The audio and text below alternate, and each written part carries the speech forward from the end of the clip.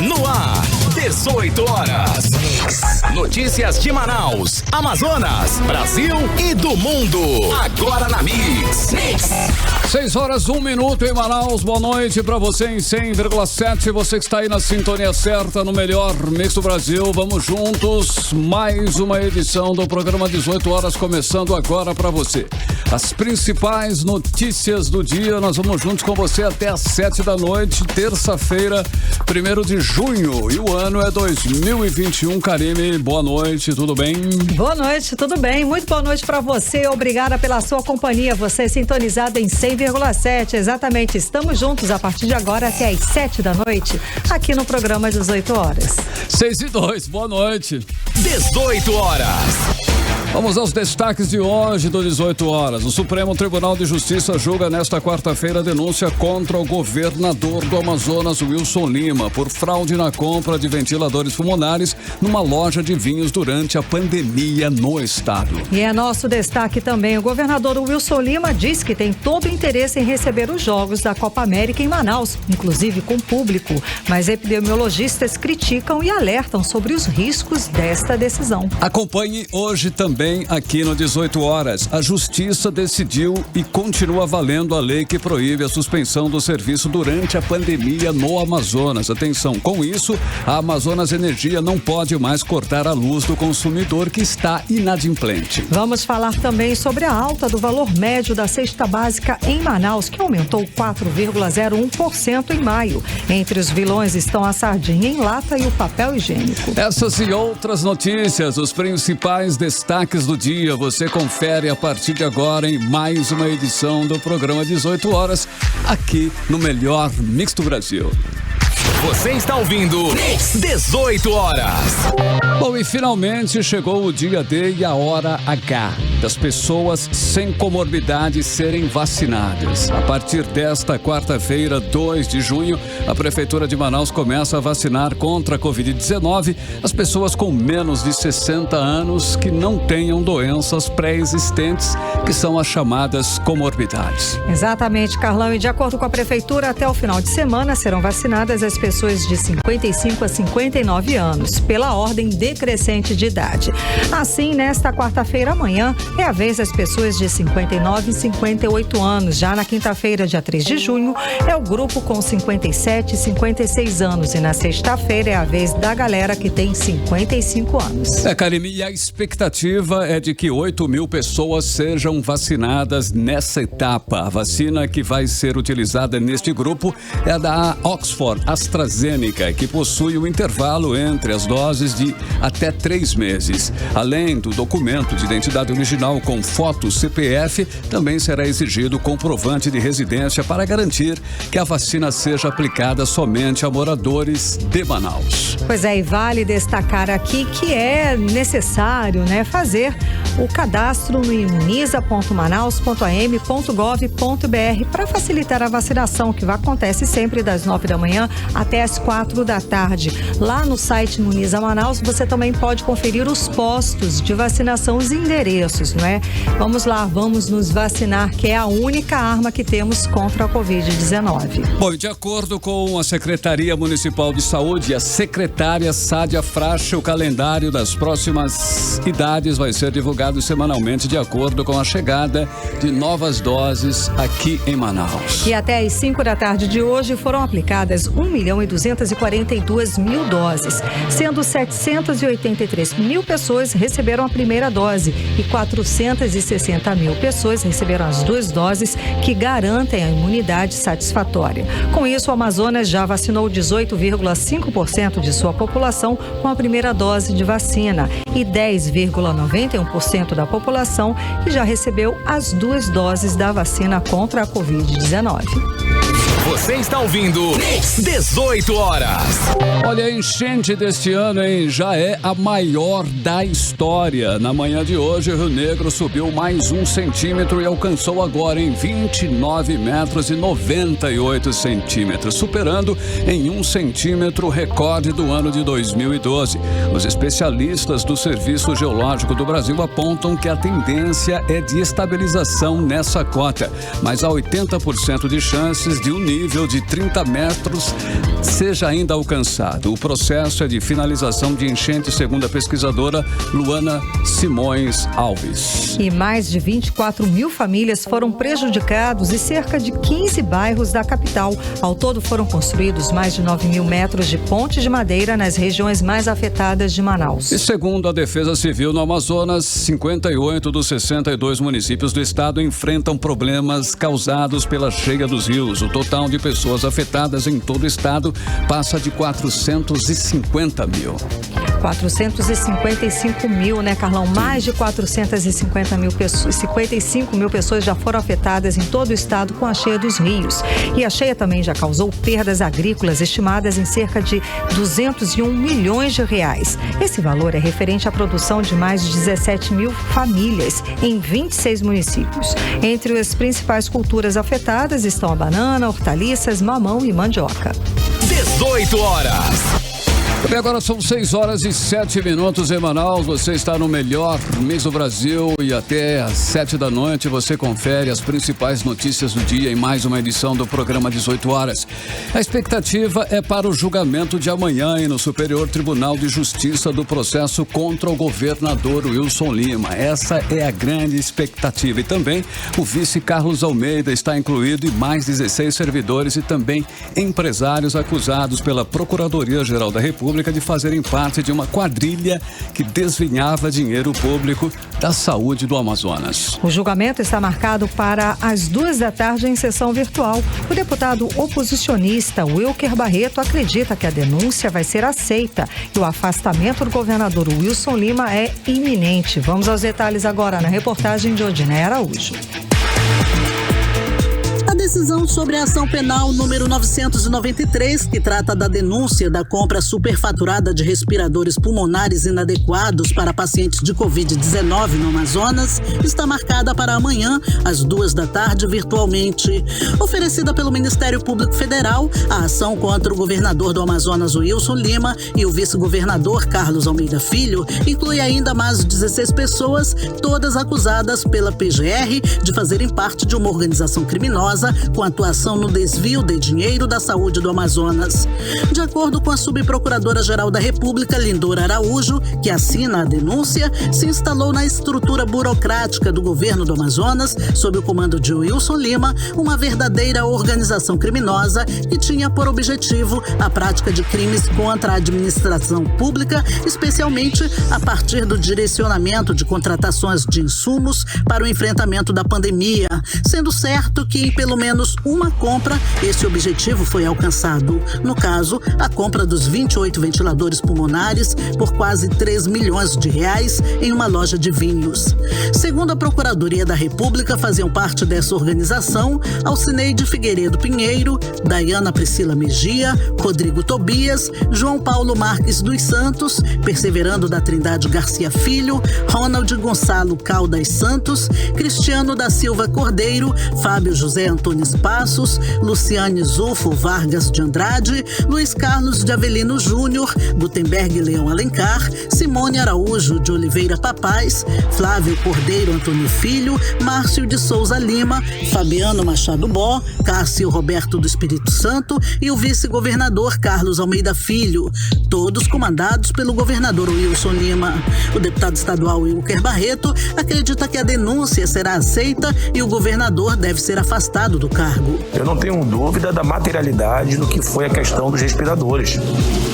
Ali, o governador atuou ativamente, com conhecimento, designando empresário, fazendo encenação no aeroporto. No que diz respeito aos respiradores, eu acho que a denúncia será pedida e o afastamento será iminente. Amazonas precisa tirar do governo organizações criminosas. E isso nós ficaremos atentos e eu tenho certeza que o povo do Amazonas está numa grande expectativa. O presidente do Movimento Social Frente Brasil Popular no Amazonas, Ian Ivanovic, também acredita na aceitação da denúncia diante da notoriedade que o caso ganhou em âmbito nacional. Eu acredito que toda a população do Amazonas e do Brasil tem grande expectativa nesse julgamento. Falo isso porque a situação da falta de oxigênio, da falta de equipamentos nos hospitais e a compra de novos equipamentos podendo ter sido superfaturada ganhou repercussão nacional e internacional. A nossa expectativa é que a justiça seja feita, que o judiciário consiga ir a fundo, fazer o levantamento de provas e no final de tudo isso estabelecer quem foram os culpados, seja pela falta de oxigênio, seja pela compra de equipamentos superfaturados. No fim do mês de maio, a coluna Radar da revista Veja informou que o ministro do STJ, ouvido pela coluna, disse que se a denúncia for recebida pela corte, vai ser difícil Wilson Lima não ser afastado do cargo devido às muitas evidências de fraude. Odinei Araújo para o 18 horas. Bom, mas uma coisa é certa, cada dia fica mais difícil a situação do governador Wilson Lima e dos outros denunciados diante desse processo, tá? O governador é acusado pela Polícia Federal e Procuradoria-Geral da República de chefiar uma organização criminosa que roubou recursos da saúde pública aqui do estado do Amazonas. Caso seja condenado, o governador pode pegar até 17 anos de prisão e, é claro, perder o mandato e os direitos políticos. Carimilhão, e nós estamos esperando, nós estamos aí na expectativa de que a justiça seja feita, porque uma gestão responsável e correta poderia sim ter salvo milhares de vidas, mas de acordo com as denúncias, o governador preferiu fazer coisas erradas e ilegais, deixando pacientes morrendo nas portas e nos corredores dos hospitais sem atendimento, sem acesso a ventiladores pulmonares e até sem oxigênio, morrendo asfixiados aí. Quem planta, colhe, uma hora a colheita está chegando e parece que não vai ser nada boa para o governador Wilson Lima. Você está ouvindo 18 horas. E vamos agora direto para Brasília falar com o nosso correspondente, o jornalista Carlos Eduardo Matos. Muito boa noite, Carlos Eduardo. Então, em que pé está o recursos que os governadores entraram aí no Supremo Tribunal Federal contra o depoimento deles na CPI da pandemia no Senado Federal? Lembrando que entre esses governadores está o Wilson Lima do Amazonas. E o depoimento dele já está marcado, agendado para o dia 29 de junho. Muito boa noite, Carlos Eduardo. Tudo bem, Karine? Boa noite, Carlão. Boa noite a todos que nos acompanham no 18 horas. Hoje à tarde, a ministra do STF, Rosa Weber, que é a relatora do recurso que foi apresentado na semana passada pelos governadores de 17 estados, para impedir que eles sejam convocados pela CPI, ela deu prazo de 5 dias para que o presidente da CPI, o senador Omar Aziz, apresente informações que justifiquem a convocação de 9 governadores, incluindo o governador do Amazonas, Wilson Lima, para prestar depoimento à CPI diante dos casos que aconteceram, tanto a questão da falta de gestão, a crise do oxigênio e a gestão dos recursos federais que foram repassados. A mesma exigência feita pela ministra e o prazo também de 5 dias foram dados para a Advocacia Geral da União, a AGU, e para a Procuradoria Geral da República, a PGR, para que eles se manifestem sobre essa convocação exigida pela CPI. Essas informações vão ajudar a ministra Rosa Weber a decidir se ela concede ou não uma liminar impedindo o comparecimento desses governadores, dos 9 governadores no caso, onde ocorreu a operação da Polícia Federal. Lembrando que esse recurso apresentado por esses governadores tenta suspender o comparecimento deles à CPI. Eles acreditam que a convocação fere a Constituição Federal, tanto na cláusula pétrea quanto no Pacto Federativo, que tratam da interferência de um poder sobre o outro. A designação do relatório já está da relatora do caso, Rosa Weber, já está mexendo com a opinião dos membros da CPI lá no Senado Federal. O senador Marcos Rogério, que é o xerife, né? Ele é o líder da bancada governista dentro da CPI, ele quer insistir na convocação dos governadores. Isso porque ele já está vislumbrando o perfil da ministra Rosa Weber, com base naquilo que ela já decidiu, ou seja, já há uma expectativa com relação ao que ela vai deliberar sobre esse assunto. Ele acha muito importante a convocação dos governadores. Vamos ouvir o que ele disse pra gente. Mas espero que o judiciário não tenha, né, a disposição de se envolver nas questões do Senado Federal quanto a essa investigação, porque há questão de ordem respondida no Senado, dizendo que há competência para investigar. A Lei 1579, que trata das CPIs, diz que há competência para investigar estados e municípios quando há recurso federal investido, né? Então, assim, eu espero que a CPI cumpra o seu papel, avance nessa investigação. Essa CPI não teria sentido algum se ela não investigar exatamente o que aconteceu com o dinheiro, com os bilhões que foram enviados aos estados e municípios. Então você acompanhou aí, né, o posicionamento do senador Marcos Rogério, que é membro da CPI da Covid-19 no Senado Federal, apoiando a convocação dos governadores para prestarem depoimentos na CPI. Continuamos ao vivo conversando com o jornalista Carlos Eduardo, direto de Brasília. Então, a CPI realmente é um assunto forte, é um assunto que está quente aí em Brasília, não é isso? Pois é, Karine. A designação do STF para que a ministra Rosa Weber fosse a relatora desse recurso impetrado pelos governadores mexeu com os senadores, como eu disse, porque eles sabem dessa expectativa, eles ficaram apreensivos com a designação dessa relatora. Eu conversei com alguns analistas políticos, eles acreditam que a ministra Rosa Weber vai decidir em favor dos governadores, porém, há uma brecha. Desde que o depoimento deles esteja voltado única e exclusivamente sobre a investigação da gestão dos recursos federais. Eles só poderão ir à CPI, estarão sentados à mesa de depoimento para falar exclusivamente sobre a gestão deles com relação aos recursos federais. Essa decisão da ministra só vai sair na semana que vem. Por isso, daí a preocupação do senador Marcos Rogério. A expectativa é de que esse recurso seja levado ao plenário. Ou seja, tem muito pano para a manga, muita água vai passar por baixo desse rio. Karine? Exatamente. Enquanto isso, hoje foi dia também de depoimento quente lá na CPI, né, com a médica Nise Yamaguchi. Ela prestou depoimento, foi sabatinada, enfim, foi tenso. Até o presidente da CPI, senador Omar Aziz, perdeu a paciência com o depoimento da doutora durante alguns pontos. Não é isso, Carlos Eduardo? Exatamente. O que chamou a atenção foi a falta de paciência, mais uma vez, do presidente, senador Omar Aziz, né? A doutora Nise Yamaguchi, que ela é médica oncologista, ela faz parte de uma espécie de núcleo teórico de apoio ao governo Bolsonaro, ao governo federal, que defendeu desde sempre o uso da cloroquina no tratamento contra a Covid. Apesar de todas as recomendações contrárias das entidades de classe e da classe científica do mundo todo, à medida que o tempo foi passando, no ano passado, as pesquisas foram avançando, foi constatando, né, que a cloroquina não era viável para o tratamento da Covid, muito pelo contrário, em alguns casos ela piorava. A médica foi confrontada pelos senadores que resgataram o depoimento do ex-ministro Mandetta e do presidente da Anvisa, Antônio Barra Torres. Eles disseram nos depoimentos deles que ela escreveu uma minuta sugerindo uma alteração na bula da cloroquina para que esse medicamento seja indicado no tratamento contra a Covid.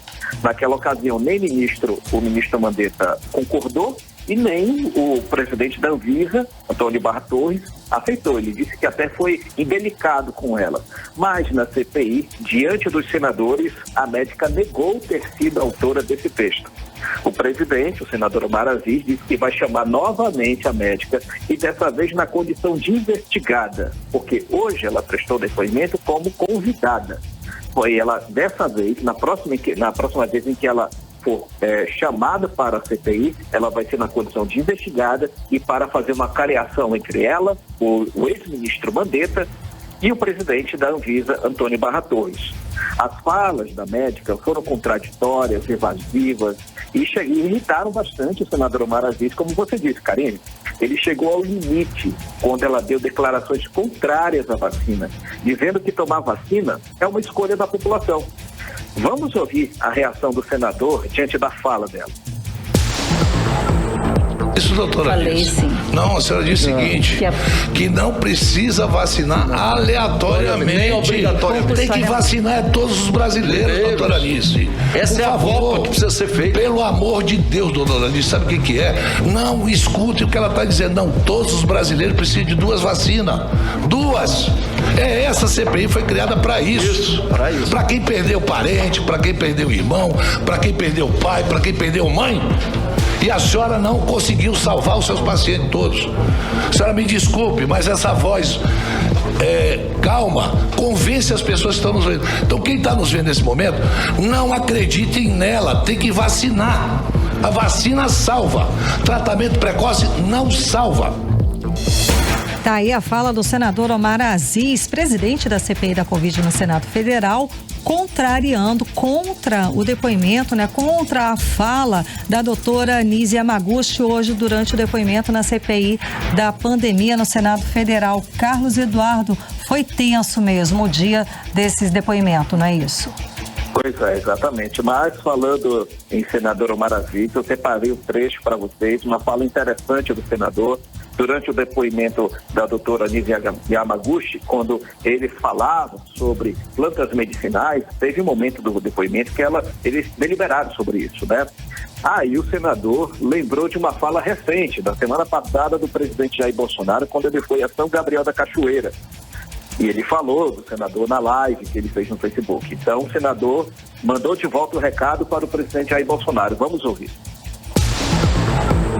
O que te dá o efeito da cor esverdeada que a pessoa fica depois de tomar é o quinino, que é um medicamento não respeitado pelo presidente que esteve em São Gabriel da Cachoeira, dos povos tradicionais do meu estado, e eu falo com muita honra com isso e respeito muitos povos tradicionais, coisa que infelizmente o líder maior da nossa nação não respeita, e vai lá e faz uma brincadeira comigo, pedindo olha, por que não convoca os índios aqui que me deram chá disso, chá disso.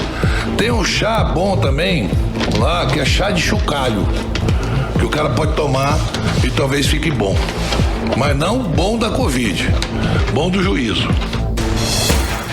Aí foi o recado direto do senador Omar Aziz durante a CPI, durante os trabalhos da CPI da pandemia no Senado Federal, retrucando aí a live do presidente Jair Bolsonaro, que esteve aqui no estado do Amazonas recentemente. Carlos Eduardo, realmente a CPI do Senado está quente e com muito assunto político, farpa para todos os lados.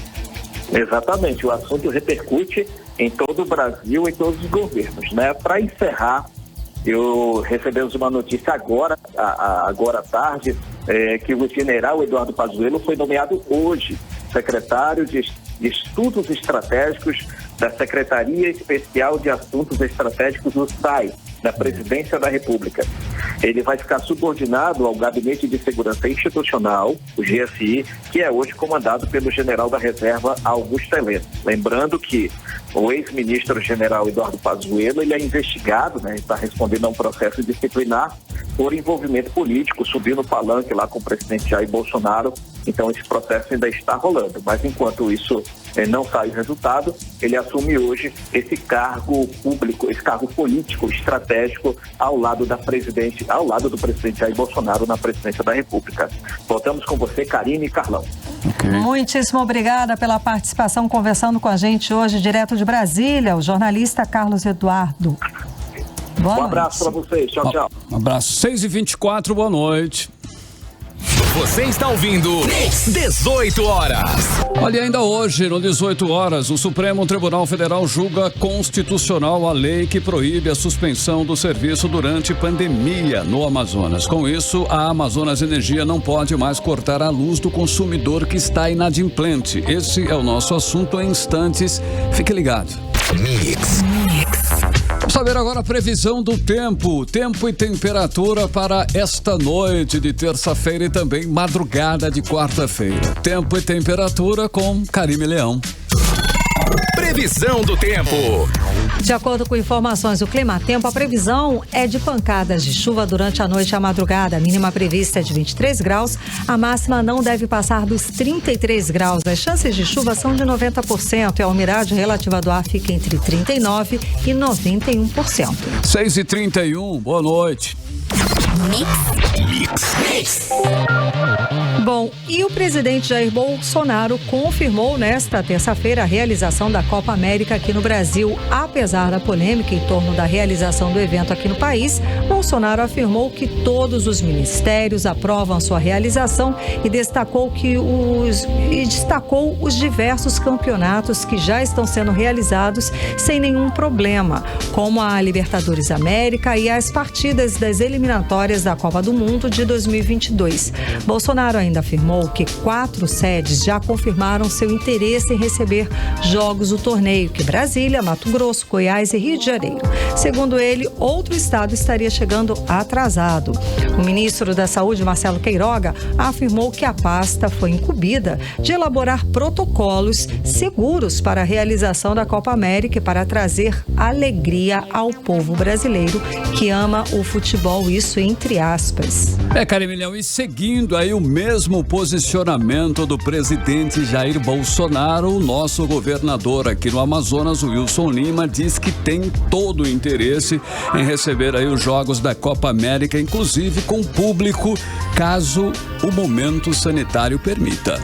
Pois é, mas para o epidemiologista Gésen Orellana, ele critica a fala do governador do Amazonas e diz que essa pode ser mais uma experiência de Wilson Lima, que tem usado o Amazonas como laboratório para experimentos durante a pandemia. E depois da declaração do governador, o Ministério Público Federal pede informações do governo e entidades do futebol sobre análise de risco para o evento. Vamos conferir os detalhes com a repórter Odineia Araújo.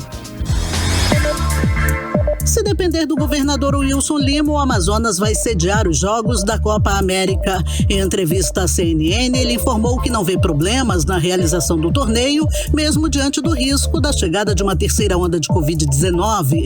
E disse também que o Amazonas está numa condição de estabilidade. Se os protocolos forem seguidos, não vê problema em receber os Jogos aqui. O Wilson Lima também defendeu que, seguindo protocolos sanitários, é possível discutir até mesmo a presença de público nos estádios. A fala do governador gerou mal-estar entre cientistas. O epidemiologista e pesquisador da Fiocruz Amazônia, Gésen Orellana, disse que, embora insensata, a declaração do governador não o surpreendeu, porque o Wilson Lima tem agido fora da realidade sanitária do estado. De acordo com o pesquisador, não é por acaso que o Amazonas tem sido usado como laboratório nessa pandemia para testar diversas teorias, como a imunidade de rebanho. Essa talvez seja mais uma experiência, né? Um experimento natural realizado com a população do Amazonas, né? O que acontece, né? Com um evento massivo desse, né? Um evento com grande público e o vírus circulando na cidade, né? Então, não gera surpresas, né? Uma fala dessa do governador de dizer que Manaus e o Amazonas estão aptos, que ele está de portas abertas, porque nós sabemos que esse é o tipo de resposta que ele dá para a população do Amazonas, né? Ele não está preocupado com o que vai acontecer agora, com o que aconteceu em 2020, com o que aconteceu agora nessa tragédia de janeiro de 2021. O pesquisador também criticou a declaração de Wilson Lima de que o estado está em instabilidade com relação à Covid-19. De acordo com Gésen Orellana, o indicador do estado é vago e impreciso e não serve para falar especificamente de nenhuma das situações epidemiológicas dos 62 municípios do Amazonas. Essa curva, no momento, segundo o cientista, reflete a realidade de Manaus, mas ele lembra que os números de internações por Covid voltaram a subir. Ele deveria falar da interrupção da queda, né, dos indicadores de adoecimento, das internações, o aumento das internações por Covid-19 que nós tivemos agora em maio, em parte influenciado pelo movimento do Dia das Mães e pelo total relaxamento que foi implementado no estado do Amazonas em relação às medidas de distanciamento físico, principalmente nos últimos 2 ou 3 meses, né? Então, essa é uma questão que precisa ser deixada clara, né? Não se pode falar sobre o indicador de estabilidade no estado do Amazonas Amazonas, porque ele é falacioso, né? Os dados que o governador do estado do Amazonas usa geralmente são dados defasados, né? São dados incompletos. O epidemiologista ressalta que não se pode falar em segurança sanitária quando o Brasil volta a experimentar o crescimento de infecções por Covid e registra toda semana, em média, 45 mil novos contágios. A declaração do governador Wilson Lima também mobilizou o Ministério Público Federal. O MPF pediu informações da CBF, da Conmebol, da FIFA e do governo do estado sobre medidas preventivas e avaliação de risco para a possível realização da Copa América de Futebol em Manaus.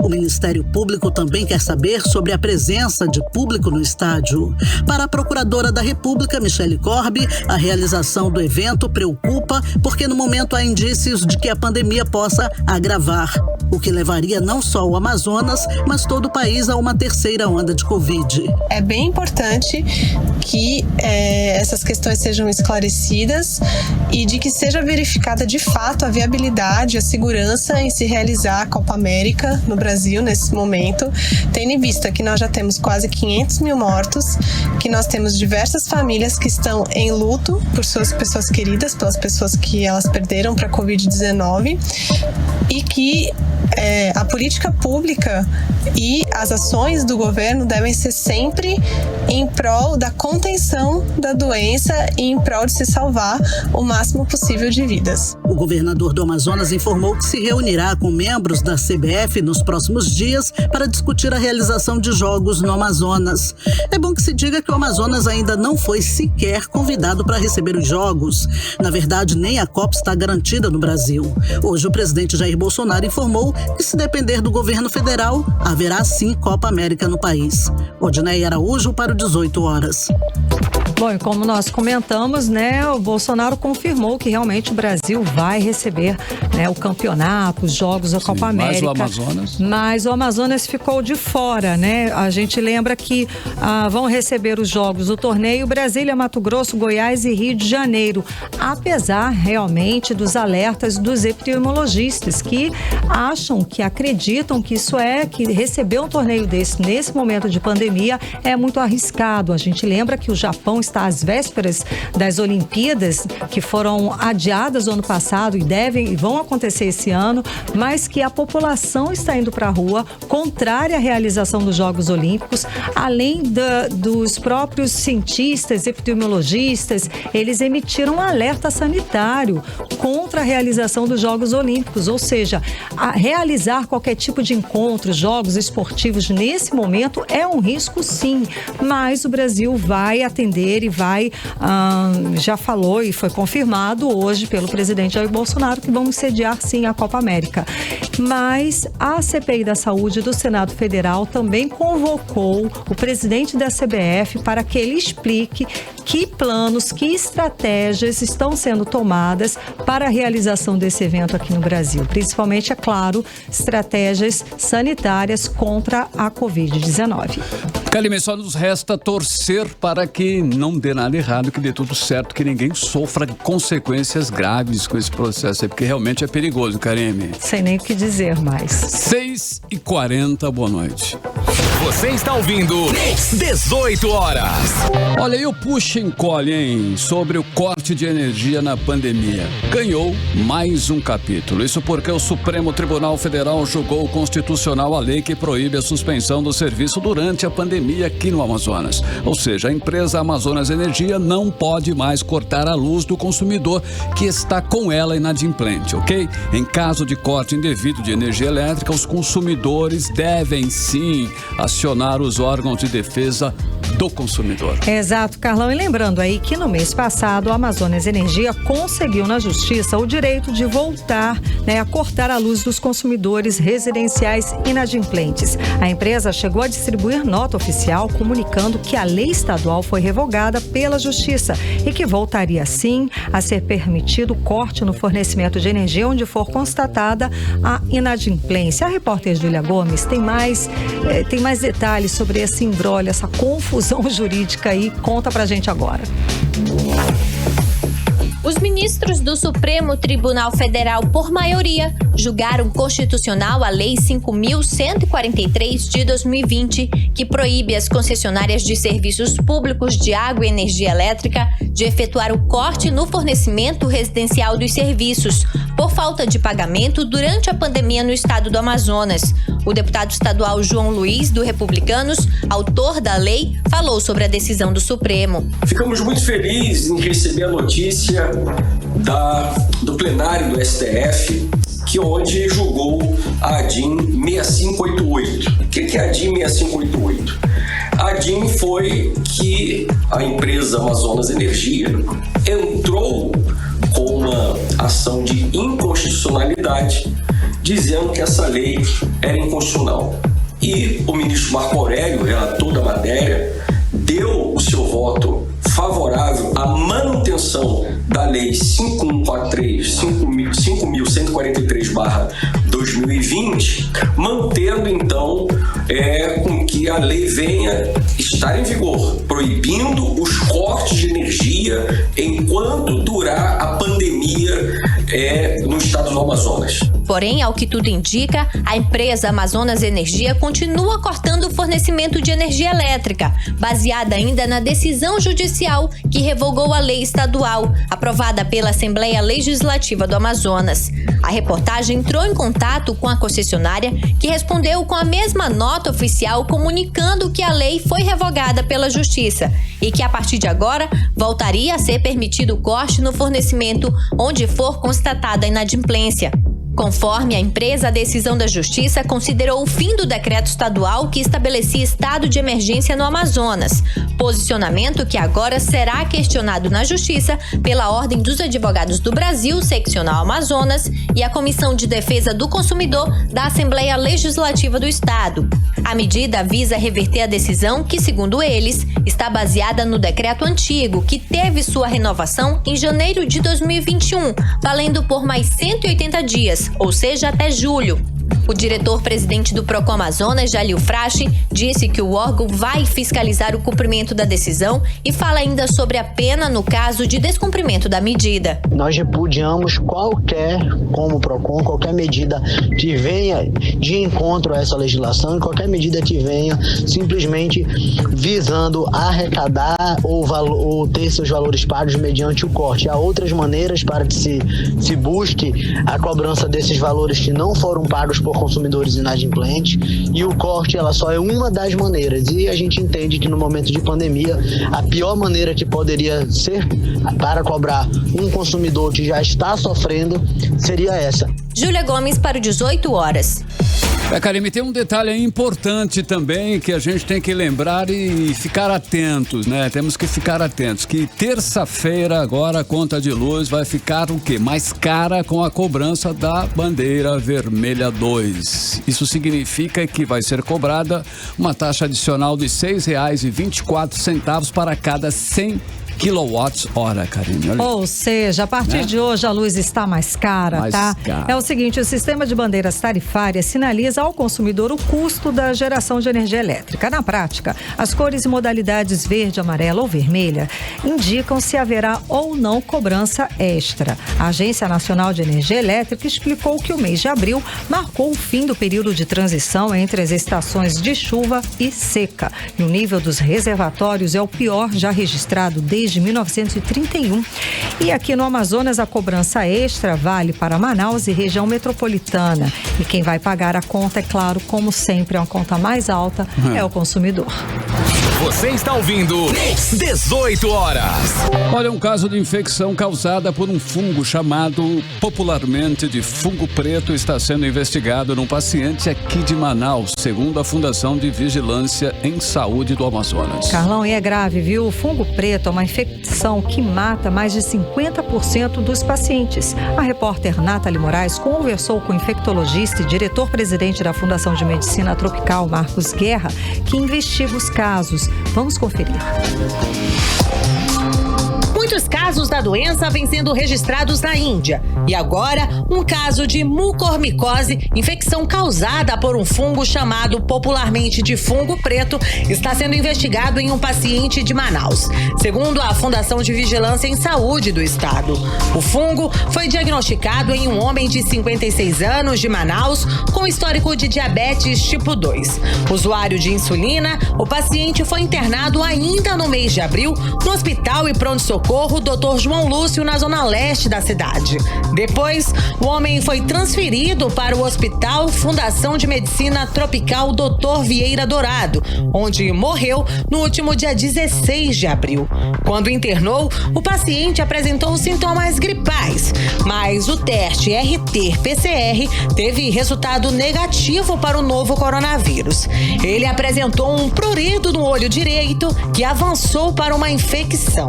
A comunicação de risco feita pelas autoridades responsáveis do Amazonas ao Centro de Informações Estratégicas e Respostas em Vigilância em Saúde Nacional, após o recebimento do resultado dos exames, foram informados pela Fundação de Medicina Tropical na última sexta-feira. Vale lembrar que muitos casos da doença vêm sendo registrados na Índia.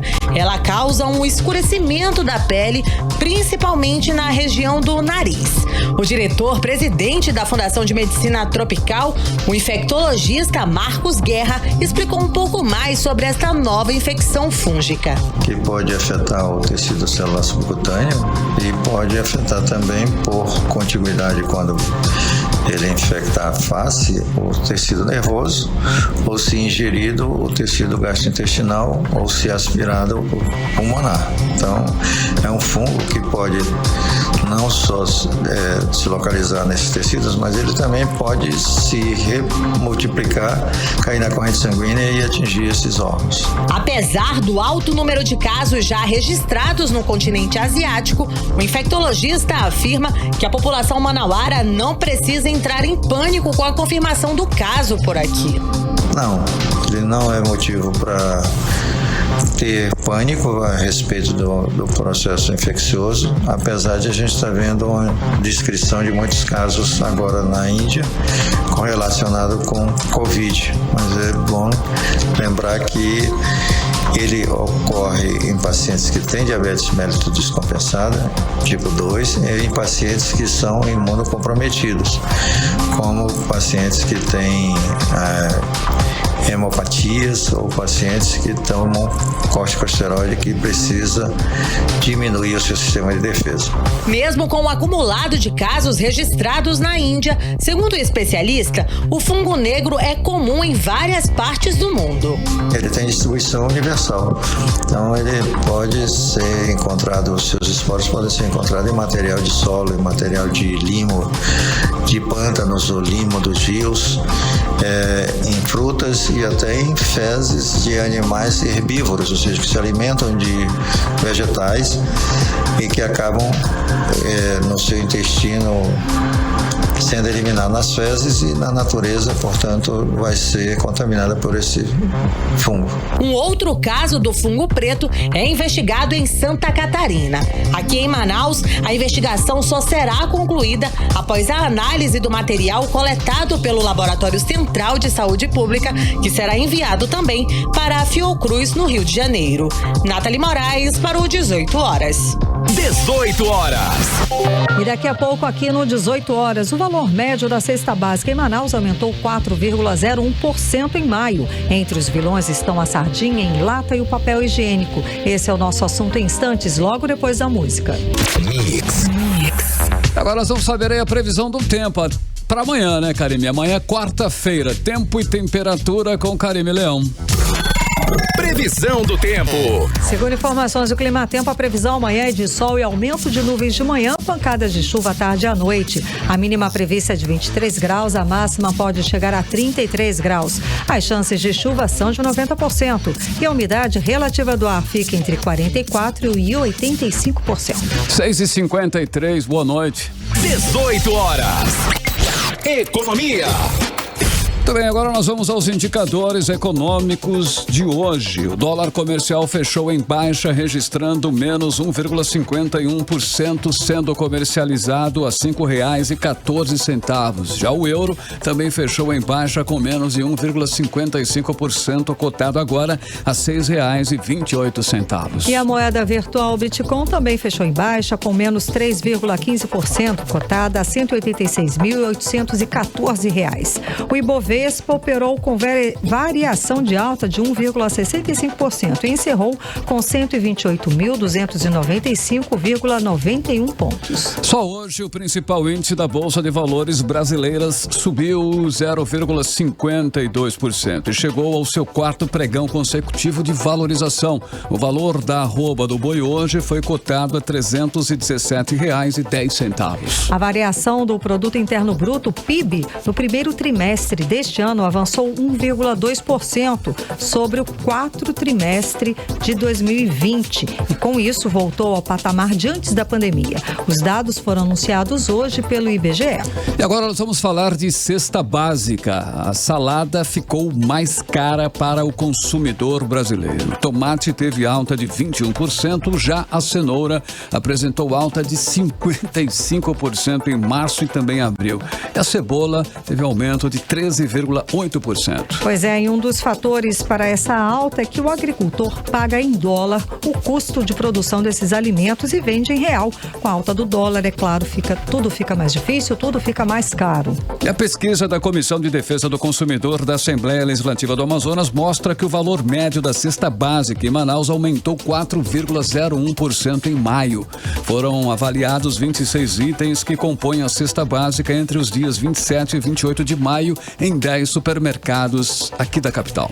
E um dos vilões do bolso do consumidor em maio foi a sardinha em lata e o outro papel higiênico. Vamos conferir agora mais detalhes sobre esse assunto na reportagem de Nathalie Moraes. Na saída dos supermercados de Manaus, a reclamação dos consumidores com a alta no preço dos produtos da cesta básica é constante. Em uma pesquisa realizada pela Comissão de Defesa do Consumidor da Assembleia Legislativa do Estado, foi constatado uma queda de 1,99% no valor médio da cesta básica praticado no mês de maio, no comparado com o mês anterior. O consumidor amazonense pagou cerca de R$ 263,98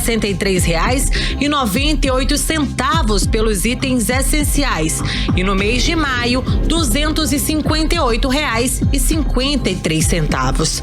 Apesar da redução, na comparação entre os meses de abril e maio, a cesta básica praticada em Manaus acumula uma alta de 4,01% nos 5 primeiros meses deste ano, como explica o presidente da comissão, o deputado estadual João Luiz. Essa queda que foi constatada agora nessa última pesquisa não faz com que o valor venha a recuar, porque existe uma alta de mais de 4% acumulada desde janeiro até abril. Entre janeiro e abril, há uma alta de mais de 4%. E essa queda de 1,99% que houve nessa última pesquisa não faz com que esses valores sejam reduzidos, porque nós tivemos a alta do açúcar, nós tivemos a alta do óleo de soja e outros produtos mais. A equipe da Comissão do Consumidor percorreu supermercados em todas as zonas da cidade e coletou o preço de 26 itens essenciais. Os produtos que mais contribuíram para essa redução foram o extrato de tomate, o sabão em pó, o vinagre e o arroz branco comum. Por outro lado, a pesquisa apontou também um acréscimo no preço de alguns itens essenciais na mesa do consumidor amazonense. Entre eles, a sardinha enlatada, que aumentou em 14,98%, o papel higiênico em mais de 9,28% e a linguiça calabresa em mais 4,28%.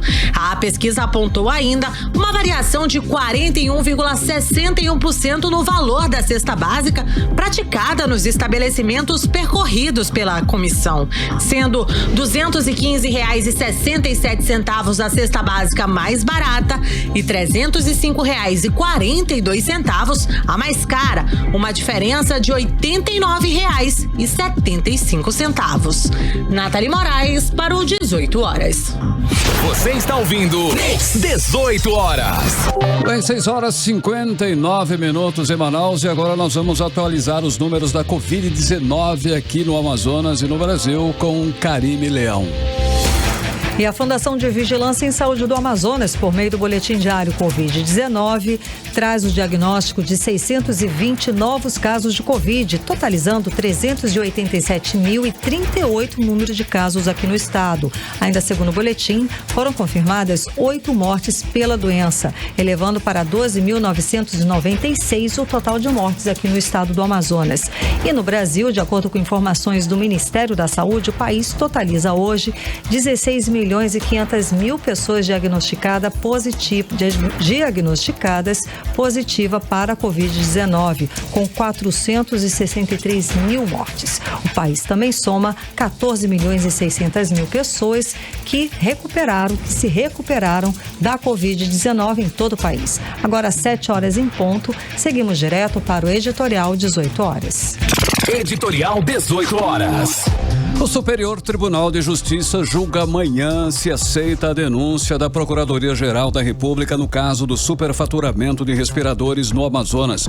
São acusados o governador Wilson Lima, o vice-governador Carlos Almeida Filho e outras 16 pessoas. As atenções do povo do Amazonas estarão voltadas, em sua maioria, para o que os ministros do STJ vão decidir. Uns vão lamentar e outros vão comemorar. A imprensa nacional especula que há possibilidade de afastamento do governador e do vice.